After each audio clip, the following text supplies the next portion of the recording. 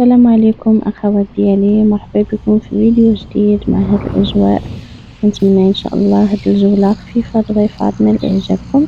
هنايا جينا الكورنيش مع السر ديال الصباح نتمشاو. كما كتعرفوا الجو ديال البحر كيكون رائع في الصباح. كتكون القضية مبردة وجينا نتمشاو شوية، وقررت أنني نشارك معكم هاد الجولة خفيفة ظريفة.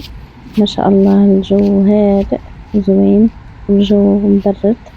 كما تعرفوا هنا عندنا الحرارة. كنتمنى أخواتي هاد الجولة خفيفة ظريفة تنال إعجابكم. نخليكم أخواتي مع الفيديو. وكما كيبان لكم هنايا عندنا الشروق والبحر هادئ. ما شاء الله الأجواء زوينة. كما كتعرفوا الإنسان مرة يخرج من ستريس ديال الحياة ديال الدار ديال الكوزينة. يعني الإنسان مرة يخرج للطبيعة يشوف الأجواء كيفاش دايرة، حتى النفسية كتبدل. ما كتبقاش النفسية تعبانة مع ضغوطات الحياة أخوات.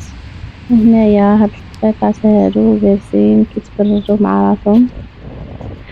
كنتمنى أخواتي هاد الجولة تكون خفيفة ظريفة على قلوبكم.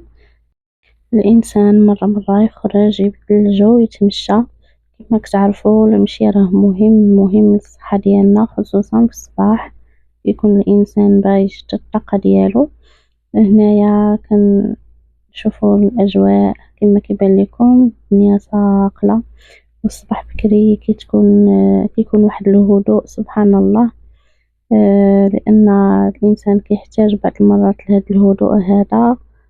نخليكم أخوات مع الفيديو. شكرا أخواتي على المشاهدة، شكرا للناس اللي كتدعمني وكتخلي لي لايك. نتمنى إن شاء الله أنكم تدعموني في هذا الفيديو وينال إعجابكم. فرجة ممتعة أخواتي.